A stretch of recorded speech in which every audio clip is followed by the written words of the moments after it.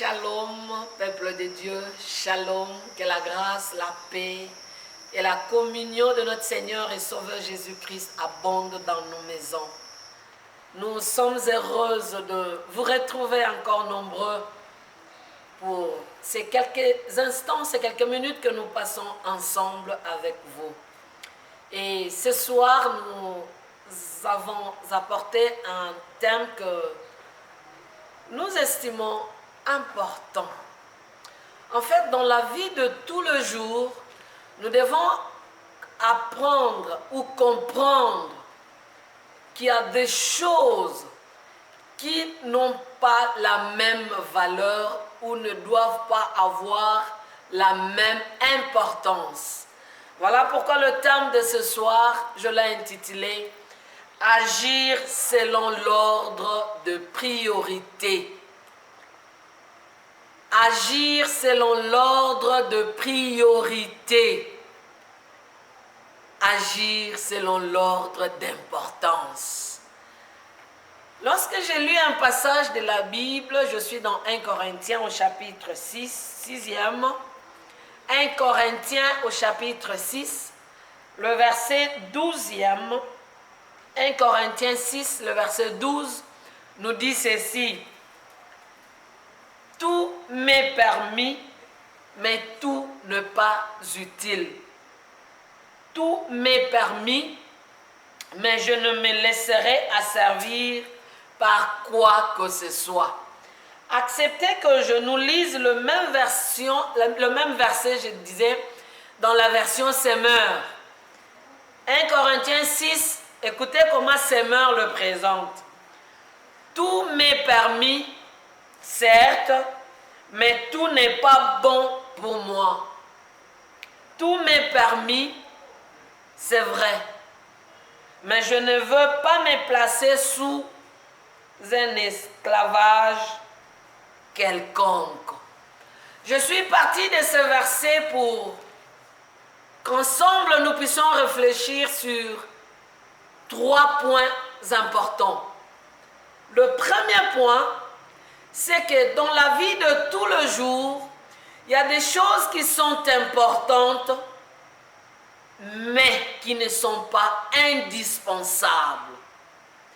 Il y a des choses que nous trouvons importantes, mais en réalité, si nous analysons, si nous sommes honnêtes envers nous-mêmes, nous nous rendrons bien compte que cette chose que nous trouvons importante n'est pas très indispensable. Et pour les choses qui sont importantes, mais pas indispensables, ce sont des choses, on peut s'en passer et continuer la vie. Je parlais du premier point, je rappelle pour ceux qui nous rejoignent, le sujet de ce soir, c'est agir selon l'ordre d'importance. Le premier point, c'est qu'il y a 2 choses qui sont importantes, mais qui ne sont pas indispensables. Et pour ces choses qui sont importantes, mais pas indispensables, nous pouvons nous en passer. Je peux ne pas m'acheter, me procurer un nouvel habit. Je peux ne pas me procurer des bijoux. Je peux ne pas m'acheter, c'est pas moi, de mèches, de tissage et consorts. Mais la vie peut continuer parce que mèche, nouvelle robe, nouveau jupe ou quoi que ce soit n'est pas indispensable. Alors je peux m'en passer. Je le dis parce qu'il y a des bien-aimés, hommes et femmes, qui parfois trouvent indispensables des choses auxquelles ils peuvent s'en passer, qui n'empêchent pas leur vie de continuer. Lorsque nous vivons sans échelle de valeur, lorsque nous ne savons pas ce qui doit venir en premier et ce qui doit venir en second, nous risquons de trouver indispensable. Je me rappelle une maman qui me disait, en tout cas, moi, si je ne m'achète pas encore une robe, je dois m'acheter une robe chaque mois. Et je lui pose la question, parce que tu es sûr que tu as l'argent déjà prêt pour le Minerva, le frais scolaire de tes enfants. Il dit, hé maman, moi je ne peux pas passer tout un mois sans m'acheter un habit. Alors ce jour-là, j'ai aidé cette maman à comprendre. S'acheter un habit, c'est important, mais ce n'est pas indispensable.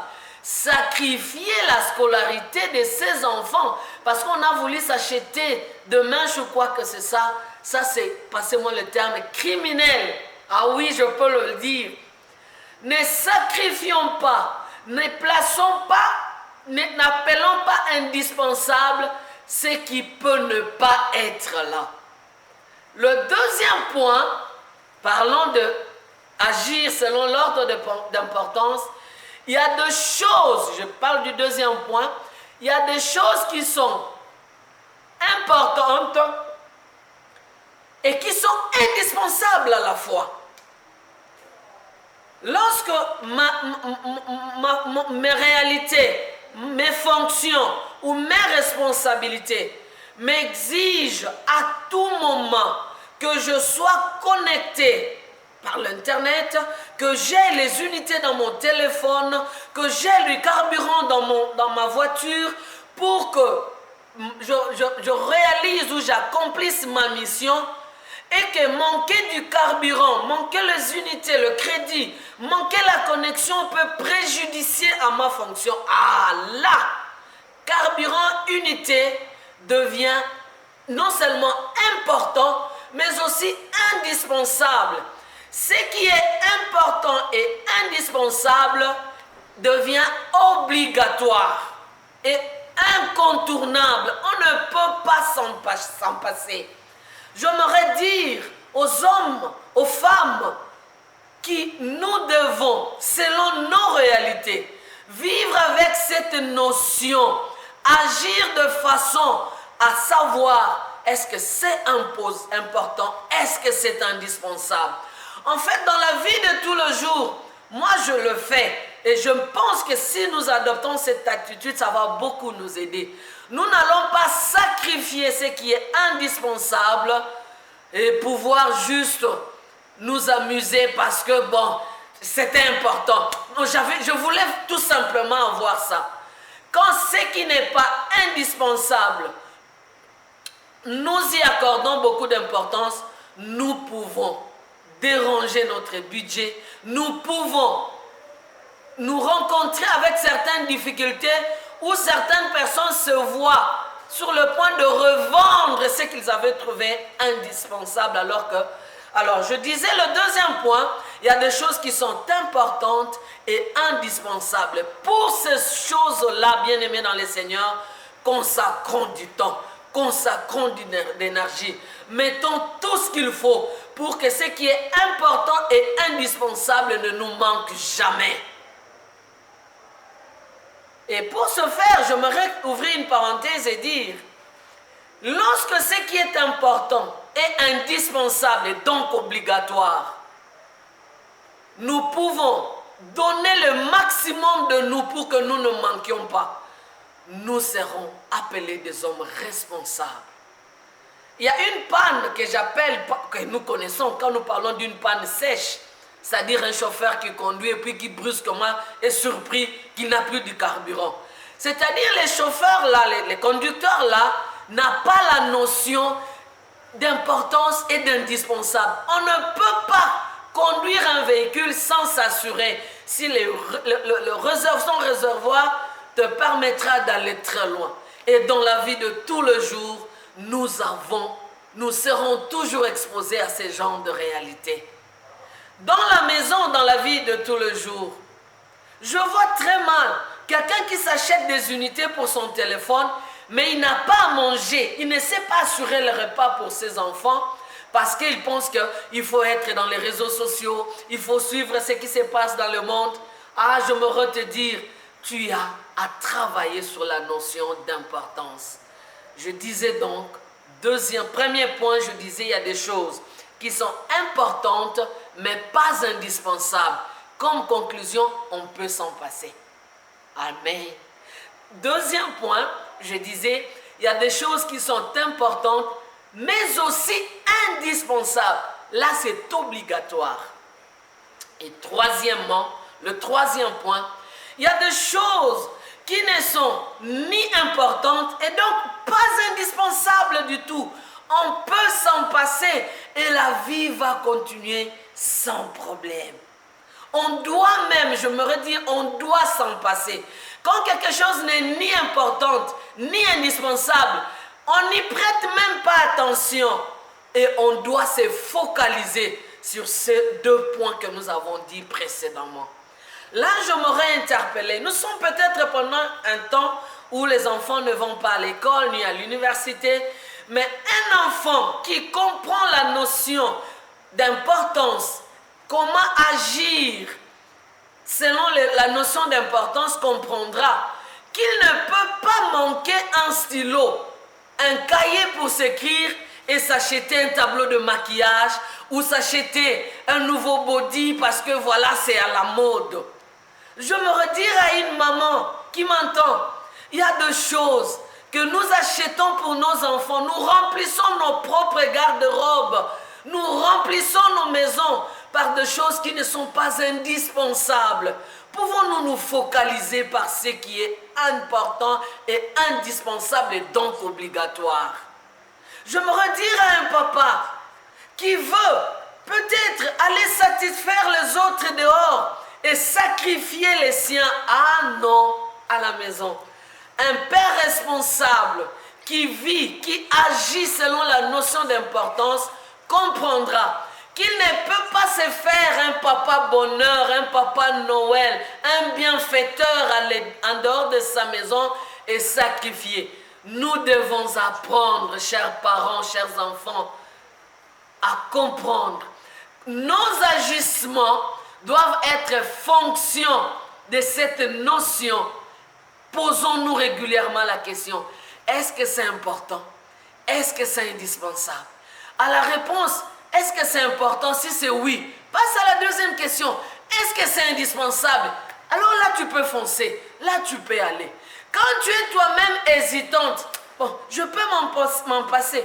Combien de fois n'avons-nous pas vu de personnes entrer dans un magasin ou en train de passer, ils voient on vend ceci ou cela. Ils passent et puis ils se retournent et disent, ah, je peux acheter ça. Quand tu es hésitante, déjà je te prête la réponse, ce n'est pas indispensable. Ce qui est indispensable, ça nous préoccupe et ça nous met même mal à l'aise. On se dit, je ne peux pas rater ça. Que le Seigneur nous aide. Il y a des choses qui sont utiles, mais il y en a qui ne le sont pas. Il y en a qui ne le sont pas. J'aimerais, avant de clôturer cette émission, rappeler et dire à quelqu'un, dans la vie de tous les jours, peu importe votre domaine, peu importe votre fonction, apprenons à agir selon l'ordre d'importance. Ce qui est important, mais pas indispensable, on peut s'en passer. Ce qui est important et indispensable, on ne peut s'en passer. Ce qui n'est ni important ni indispensable, on doit absolument s'en passer. Alors je ne sais pas où se situe ta faiblesse. Est-ce au niveau du questionnement, savoir si c'est important, est-ce que c'est indispensable? Si c'est important, si tu souffres pour faire cet exercice régulièrement, je pense que tu as besoin de prier avec toi. Tu as peut-être besoin qu'on t'aide dans ce sens-là. Cela te permettra d'utiliser rationnellement même l'argent que tu as. Il y en a qui gaspillent l'argent pour des choses qui ne sont pas indispensables. Et quand vient le moment de s'occuper ou d'agir pour ce qui est indispensable, ils sont surpris. Ils cherchent peut-être à s'endetter. C'est parce que je ne veux pas que ça soit ton cas. Sois une femme rationnelle, sois un homme rationnel, sois un enfant rationnel qui se pose constamment la question, est-ce que c'est important? Est-ce que c'est indispensable? J'aimerais prier avec quelqu'un pour que le Seigneur t'aide. Éternel Dieu des armées, je bénis ton nom et je te rends grâce. Ma prière est que tu nous aides à répondre constamment à cette question lorsque nous devons agir. Même lorsque nous devons parler, nous devons nous poser la question, est-ce que c'est important? Est-ce que si je m'étais, est-ce que je pourrais résoudre les problèmes ou l'enflammer? Seigneur, aide-nous. Aide-nous que par notre agir, nous puissions constamment avoir cette notion. Quand ce n'est pas indispensable, aide-nous à nous en passer, même si tout le monde veut avoir ça. Ce qui est indispensable pour mon frère ne l'est peut-être pas pour moi. Apprends-moi, Seigneur, à vivre selon ce qui est indispensable. Quand c'est important et indispensable, que le Seigneur éveille ta sensibilité, éveille ma sensibilité, afin que nous puissions nous consacrer et concentrer à cela. Et quand ce n'est ni important ni indispensable, que nos regards, que nos pensées ne puissent même pas y demeurer, que nous puissions nous focaliser sur ce qui est important.